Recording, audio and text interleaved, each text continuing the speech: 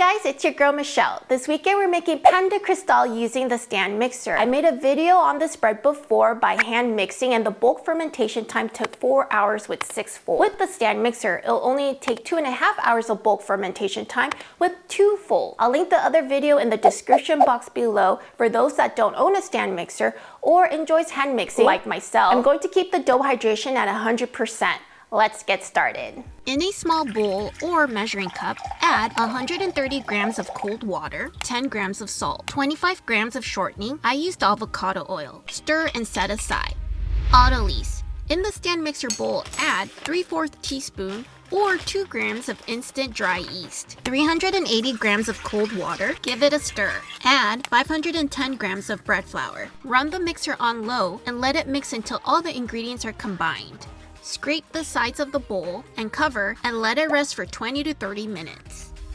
Final mix. While the mixer is running on low, add the salt water oil mixture. The water might splash, so cover with a towel. While I was testing this recipe, I once forgot to put in the 25 grams of oil. I think the oil makes the crust a little bit crispier. It's not a big deal if you forget. Once all the liquid has incorporated into the dough, increase the speed to medium high for 20 to 25 minutes. The dough is ready when it comes together and kind of pulls off the bowl. The dough should look like this. The gluten has developed well and you can see the elasticity.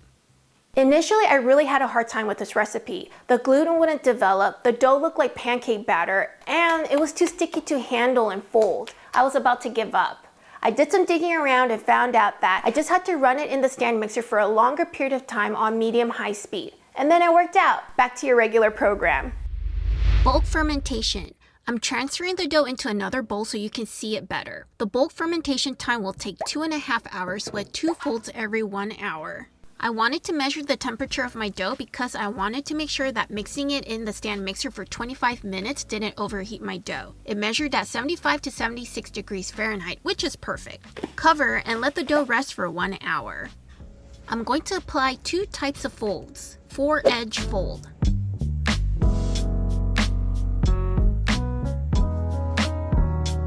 Coil fold.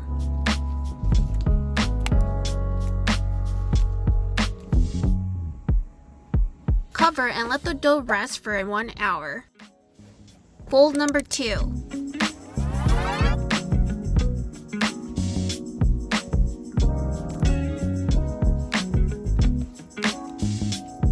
Cover and let it rest for 30 minutes. Shaping. You can shape your loaves to any sizes. I'm going to make 1 medium and 2 small loaves. Cut parchment paper to fit your loaves. Sprinkle with rice flour. Generously dust your working surface with bread flour. Place the dough onto the working surface. Cut the dough into desired pieces. Dip your hands and the dough scraper in water to prevent sticking. Place the loaves onto the parchment paper.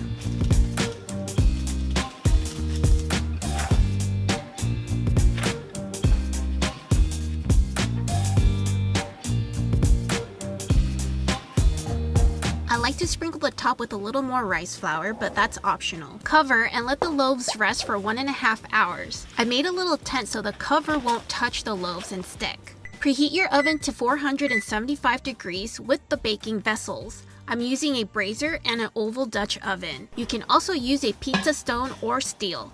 Please be careful when you're handling hot Dutch ovens. Carefully place the loaves into the hot Dutch ovens. I'm using a pizza peel to transfer my loaves.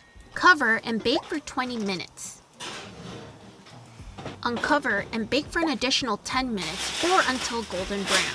I like to take the parchment papers out for a crispier bottom.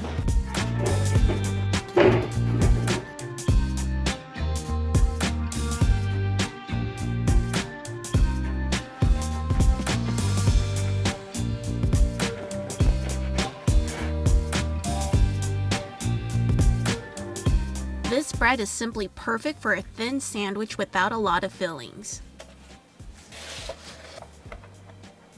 Cheers! There's nothing like a sandwich with homemade bread.